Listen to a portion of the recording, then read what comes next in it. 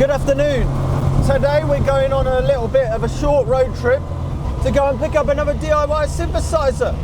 Today we're going to be picking up the E&MM Spectrum synthesizer. It was a DIY synthesizer project that started in 1981, and it was actually published in the first year of the Electronic and Music Maker magazine, which was started by Maplin. You may recognize the name Maplin from a few of the other DIY synthesizer projects that are on the DIY synthesizer history playlist. And you may also recognize the car that we're in today, because it's never the best one to do talking in, because it's got no soundproofing, because I removed it.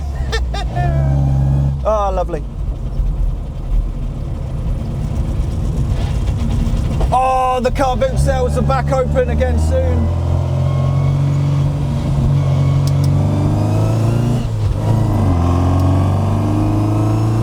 So today we're only going up the road. We're off to Canterbury to meet Gregory, who has just put some music out. There is a link below if you're interested. And he got in contact because he'd been to the museum before, he liked what we did, and was wondering if the Spectrum synthesizer was of any interest. To which I responded, heck yes, I have been trying to find a Spectrum synthesizer to fill in the jigsaw puzzle of DIY synthesizers at the museum for quite a while now. Spectrum synthesizer is based on Curtis chips. It's very much the same era as the Digisound 80, which was also based on Curtis chips. The Curtis chips were in a heck of a lot of analog synthesizers of the early 80s. The SH-101, the Prophet, the Oberheim, to name a few. In fact, here's a little bit of a list here. Add some more in the comments below.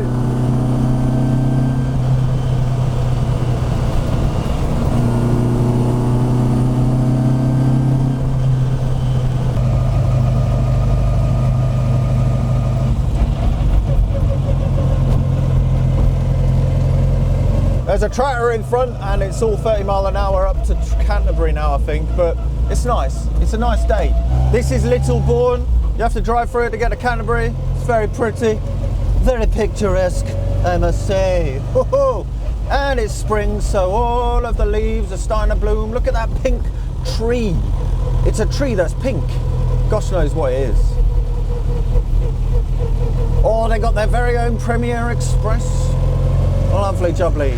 Anyway, after that, we keep on driving down this road. It's a 50-mile-an-hour zone and straight to Canterbury. Yeah, so this goes out to Sam and like all the Ramsgate people.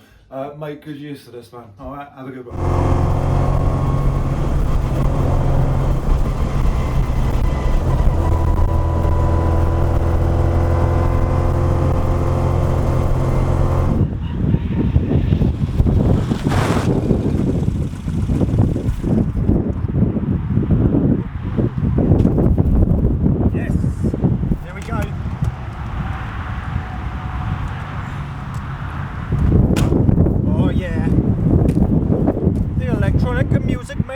Spectrum synthesizer. So it's here. Greg was a lovely guy. Let's get it plugged in and see if it actually works.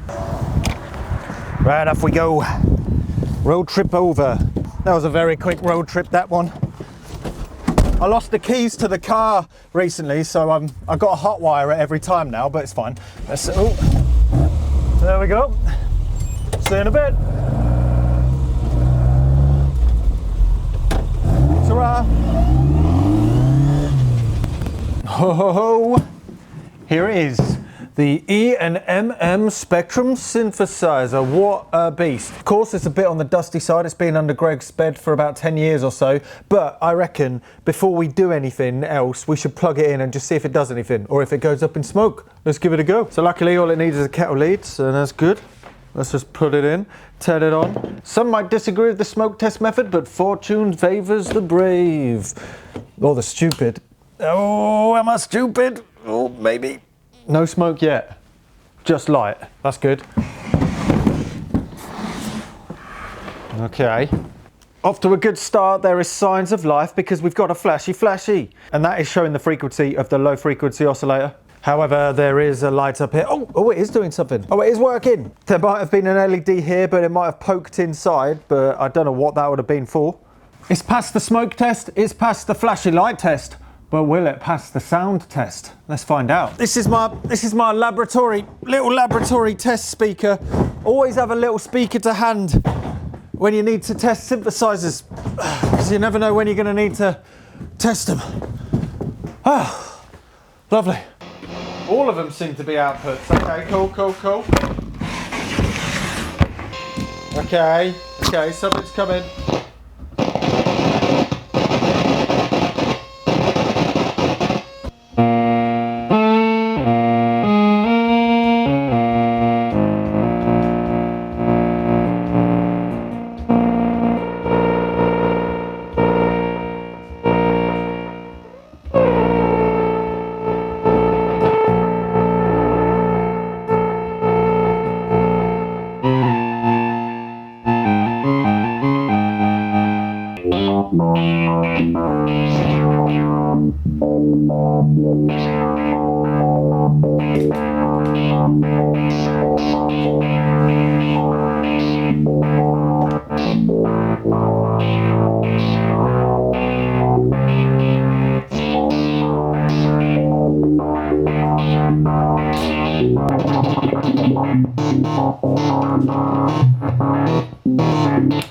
Okay, so fiddling around, it actually looks like it all works. It's just contacts are dirty, potentiometers are dirty, and well, it's all dirty. So we're going to give it all a clean. We're going to remove the knobs and put them in some nice soapy water and let them soak for a little while, and then we could get underneath it with some Pledge furniture polish. You might disagree with using this, but I think it's the best way of doing it. But if you disagree, what would you use to clean this?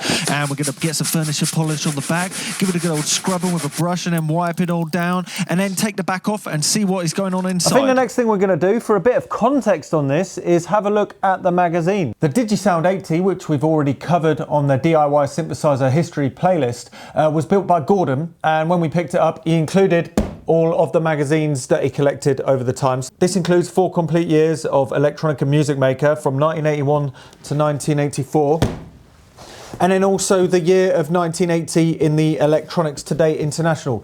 Gordon built his DigiSound 80 later in the 80s. I think he collected these later in the 80s from somebody, I'm not sure. But the reason for the 1980 Electronics Today Internationals is that's where the DigiSound 80 began. But then the DigiSound 80 jumped over to Electronic and Music Maker when it started in March of 1981. Maplin at this time were in their peak. They were blooming massive, and they started the magazine assuming to kind of maybe push more kit sales and component sales. I'm not sure. And as the magazines progress, it seems to move further and further away from DIY synthesizers and more towards electronic music tech in general. Maybe somebody can let me know why in the comments they moved away from that. If we go, this is January 1984, you've got Simple Minds, and then we'll jump over, we've got, so this one is 1981, it is the beginning, and it has the first issue, and if you look on the front of that cover, it's got the E&MM Spectrum synthesizer. So this is the first issue of Electronics and Music Maker, the #1 monthly for the electronics and music hobbyist.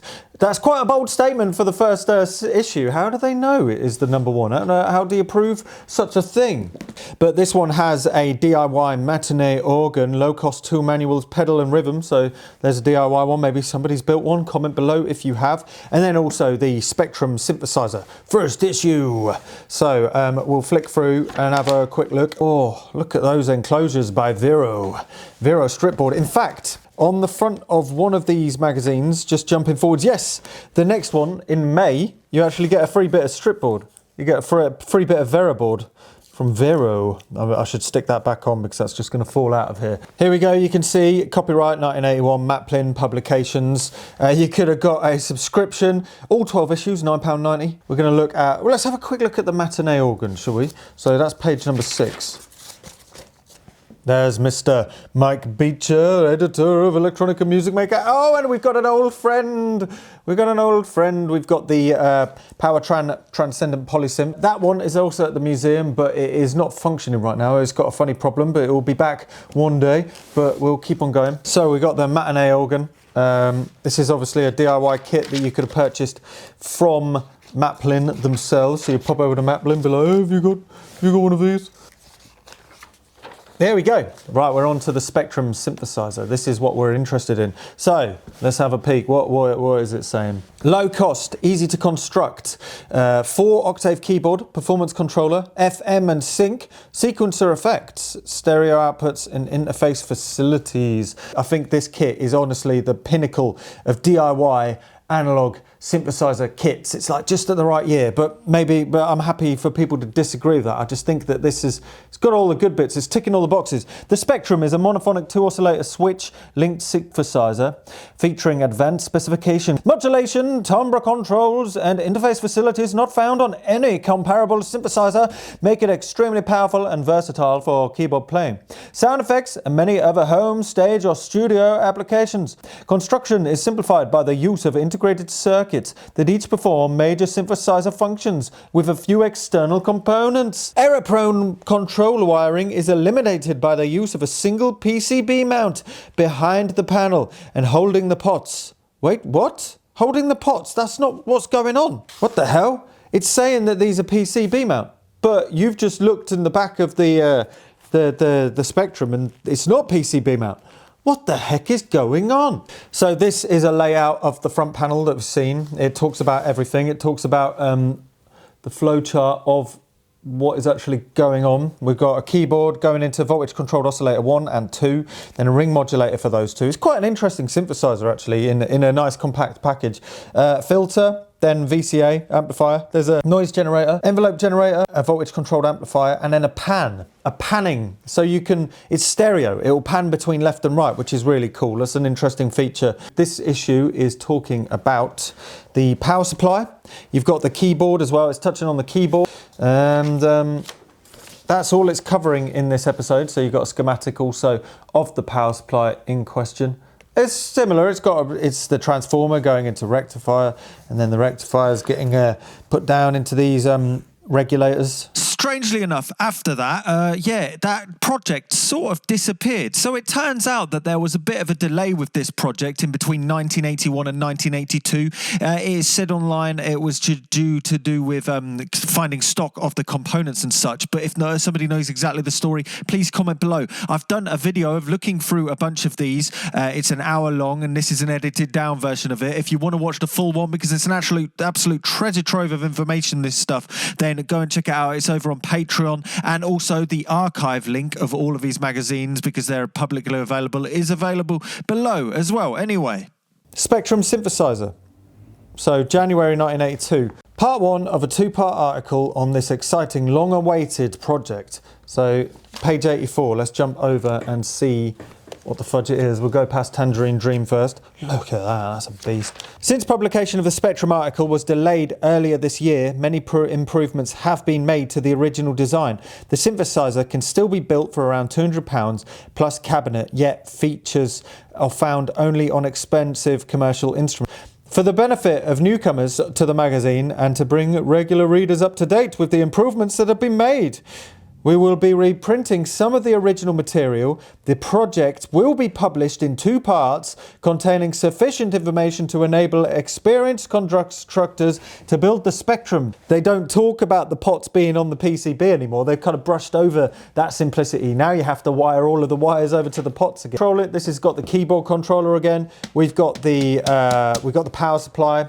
Now it's jumping in. It's like, yeah, let's get this out. Let's get this done. So we've got keyboard interface. We've got the oscillator, the VCO, which is based on a Curtis 3340 chip. There's plenty of talk on that on this channel. In fact, there is a breadboard project of Curtis chips making a synthesizer voice below. It's about an 1.5 hour long video that I did last year. So this is the VCO. That's why it's a little confusing, this, because there's 2 oscillators here. The control goes in. You've got the octaves there that jumps into there, and then there's a bunch of outputs that all go off to these multi-select switches, so you can select the waveform that is coming out of it. America!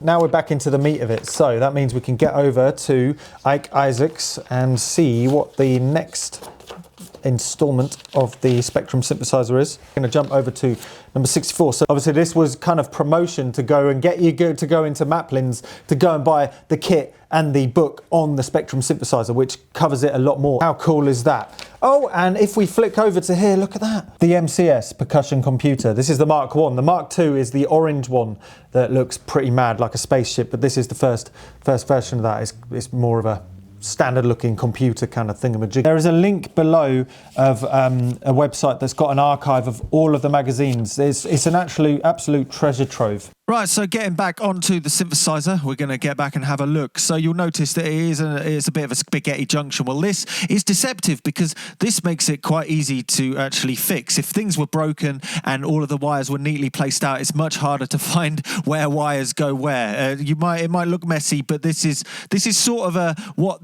peak performance looks like. Anyway, the keyboard is hinged, so we can hinge it upwards and give it a clean and double check it's all functioning, and then put it all back together. Now it's nice and clean and checked out, and then give it a bit more of a zhoosh with the paintbrush, kind of nudge out all of that dust from everywhere. I decided to recap the power supply because whilst it's in pieces, you may as well do that. Gosh knows how old these are. Well, they're from the 1980s. It was built, apparently Greg says this was built by a goth in the 1980s, and then when he bought something off this goth fellow, the goth fellow kind of kindly chucked the synthesizer in for free. It was the mid-90s, early 2000s, so it was at this point where nobody really wanted these things, but it sounds like Greg had a lot of fun with it before its hiatus and under the bed.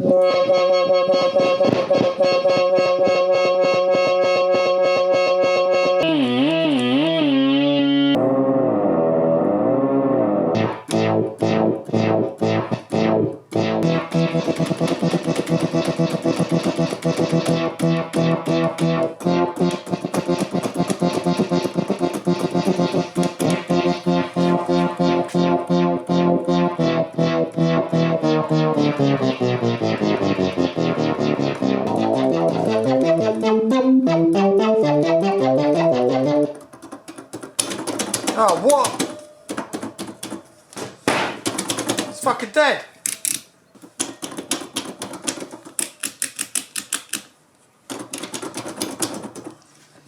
So yesterday, as you saw, this died. I don't exactly know why, so we're going to have a look and try and figure out what the problem is today. So what do we know? Well, we know that the lights are still flashing on the front of the synthesizer.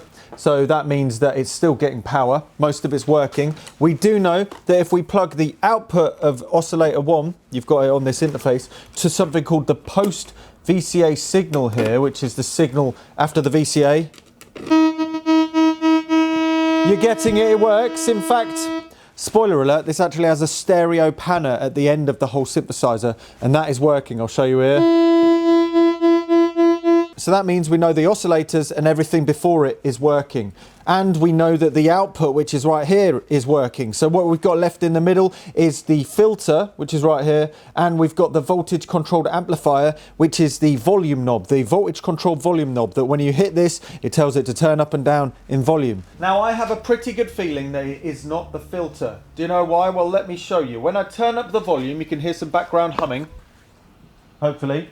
When I hit the keys, you hear absolutely nothing. If it was the filter, you would hit the keys and you would hear a little bit of noise at least, or some adjustment in noise from the background noise of the voltage controlled amplifier, the bit after the voltage controlled filter. From my past experiences, this is telling me that the filter is probably not the problem. So there is only one more synthesizer element between the filter and the output, and that is the voltage controlled amplifier.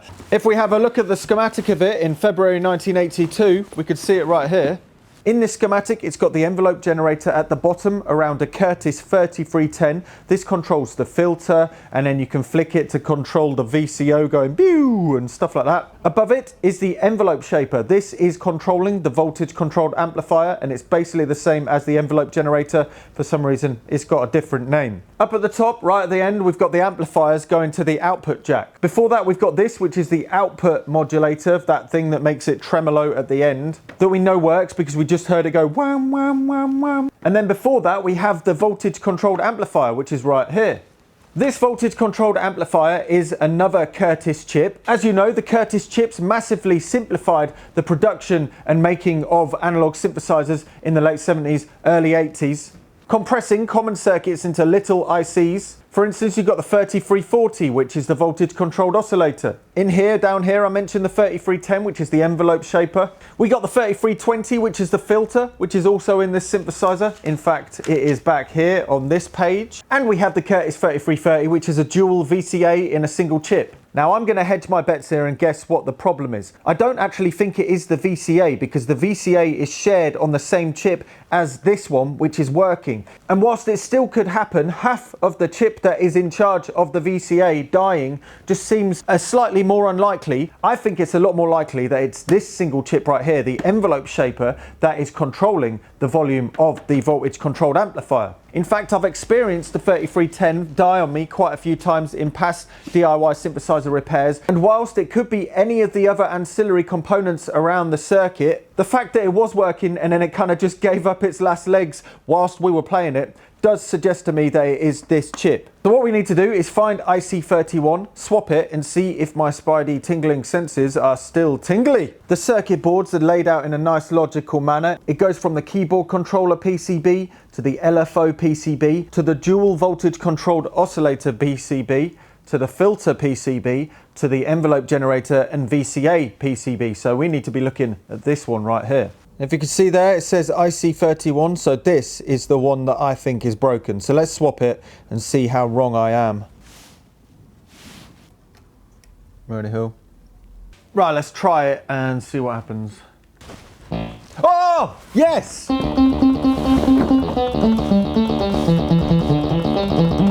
Oh yeah, I didn't even have to do any testing. I just needed to use my noggin. Another thing that I want to do is replace the filter knob, because it's it's a little bit buggered. So we're going to swap that now. Geometer from the back. Have a look at the 100k. So I'm just going to find a 100k that sort of fits the hole. Apparently this isn't the first time this specific potentiometer has been replaced. I remember Greg saying that this has been replaced before. Greg, like most of us, liked twisting the filter knob, it would seem.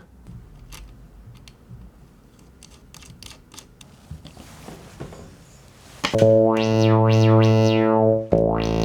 yeah! First impressions of this, as a DIY magazine synthesizer from the early 80s, it actually plays really well. It's the same year as the Sequential Pro 1, and because it's Curtis chips, which they both are, it is comparable to a DIY version of it somewhat.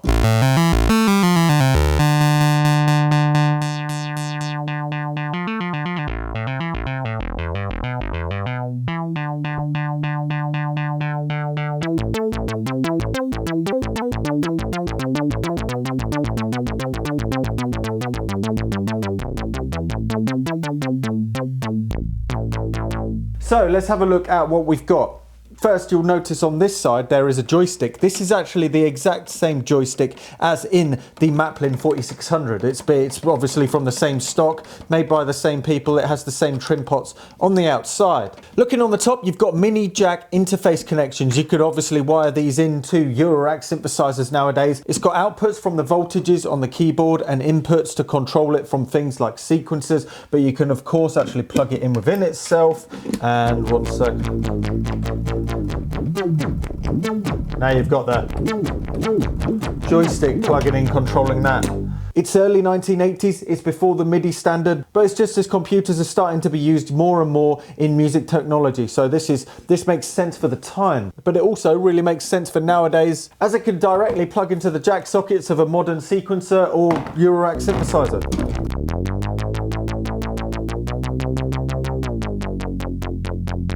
Here's the controller. We can turn up the depth of its control, make it control the oscillators. So you can make it harmonize with maybe major or minor notes.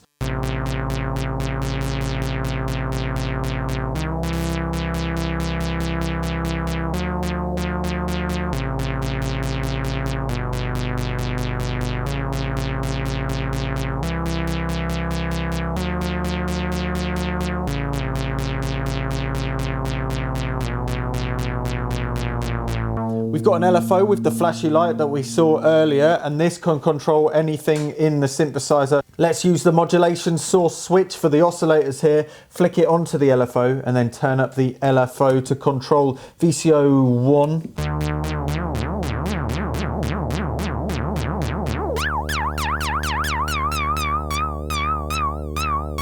Turn off LFO2.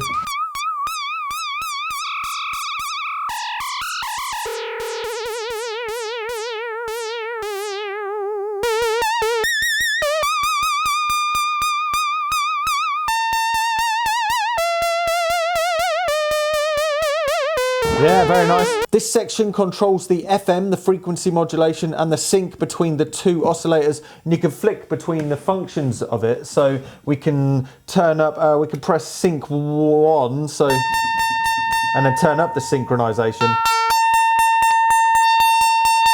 So we've got a sync now.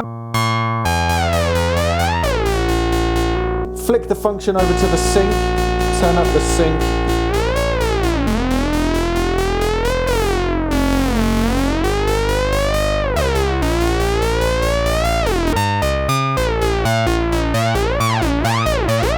Very cool, and then sync 2, flick it over to sync number 2.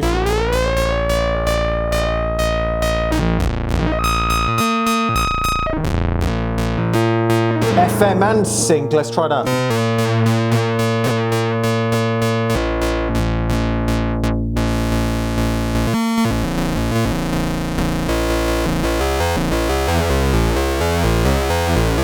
Then get the LFO to modulate the syncing oscillator. That'll sound pretty cool, so we'll turn up.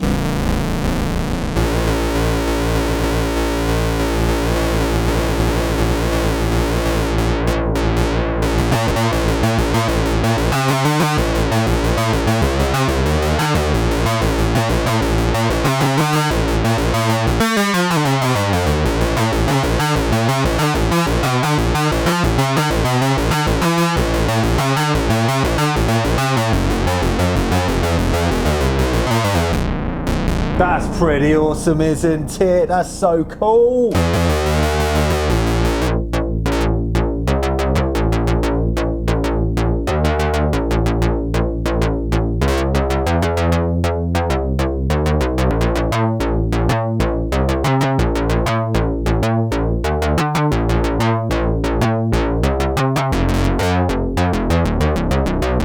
Bloomin' nice. That's amazing sounding. So let's remember that setting. But first, let's turn off this function. Obviously, if we turn off this function, it will turn off the sync and we'll get this.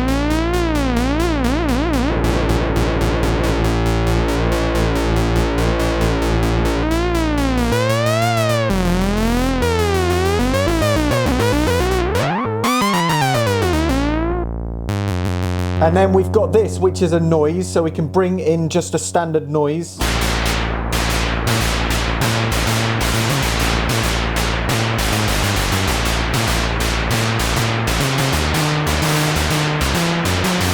That's pretty cool.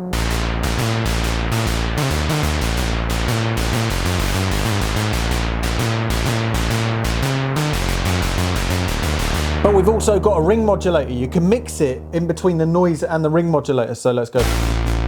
So this is the ring modulator. And it's bouncing between.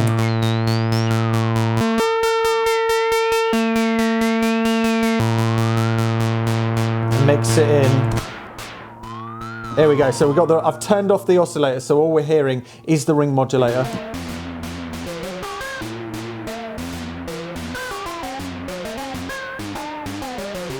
Oh yes, this synth is sick. It's got some interesting sounds.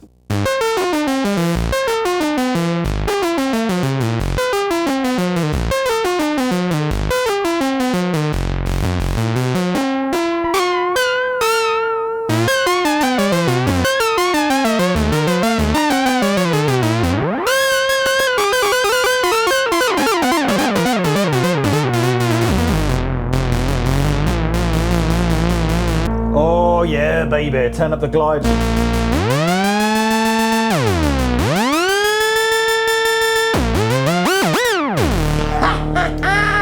I love this synthesizer. Right, let's have a go on the filter. This whole section is awesome. It kind of makes you want to ignore the filter, but we've got the filter. The filter sounds like your bread and butter Curtis chip filter, which is always good because it's a great filter. Let's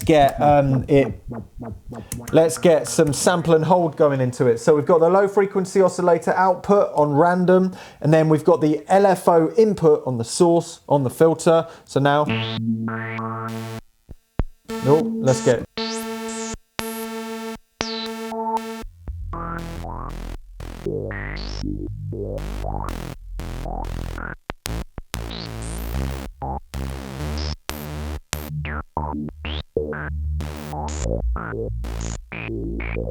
Baby!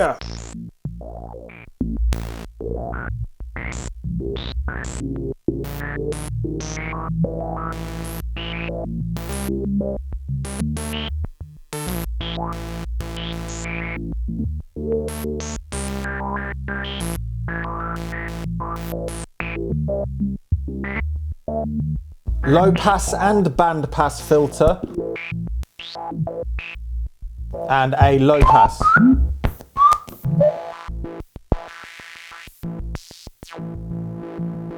The envelope generator generates the envelopes that go into the source switches, so EG plus and minus, envelope generator positive or minus, and then envelope generator over on the oscillator. So if you flick over, for instance, on the oscillator, get envelope generator plus, so it's going to make it go pew upwards. And then if we adjust the envelope generator to make it a quicker envelope,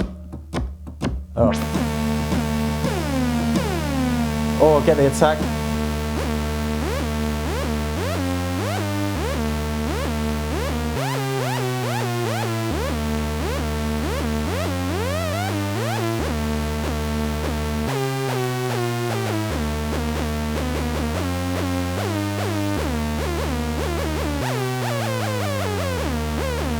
Or if we click on envelope generator minus, it will send a negative version of that, so it'll pull the sound down.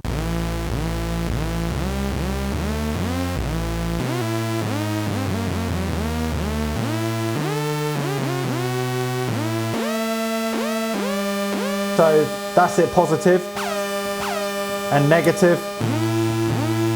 You see what I mean? Going over to the envelope shaper, this is directly connected to the voltage controlled amplifier. This is the thing that was broken earlier, and this is the envelope over the sound of the whole synth. So if we make it a quicker envelope,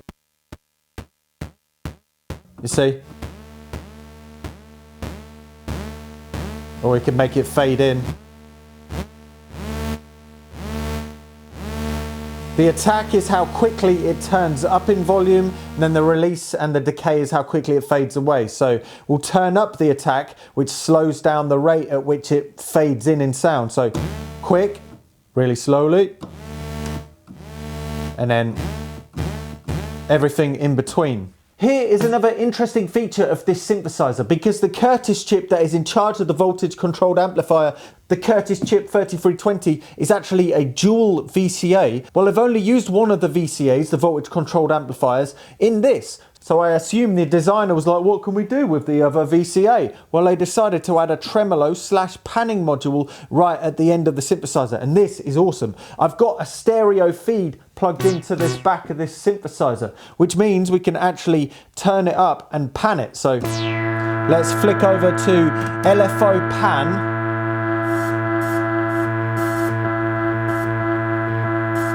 Now, because you remember the LFO is actually set on random, it's going to be panning between left and right in a random fashion.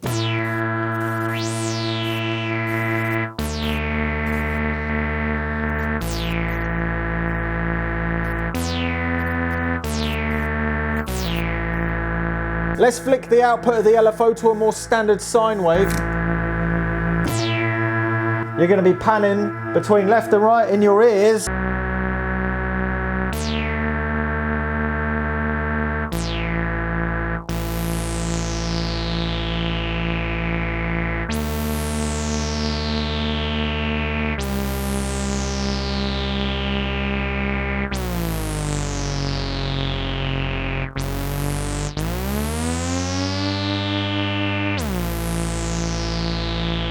Oh, that's amazing, isn't it?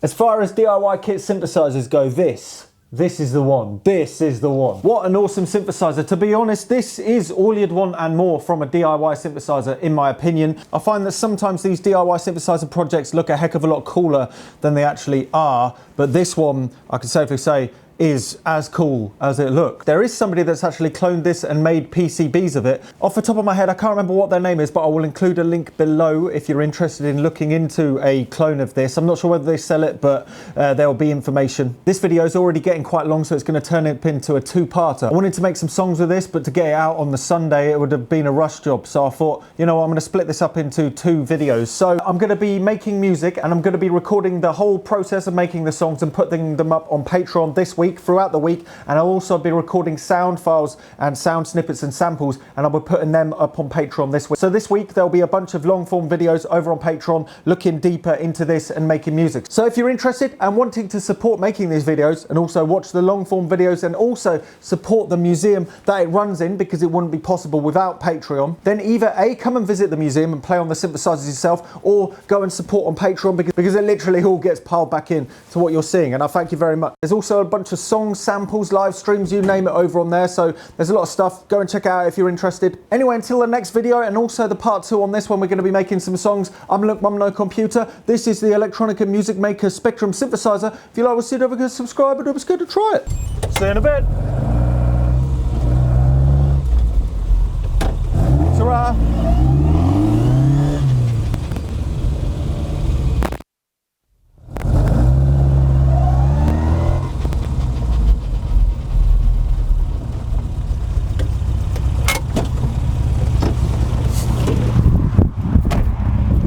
Right, that's the video done.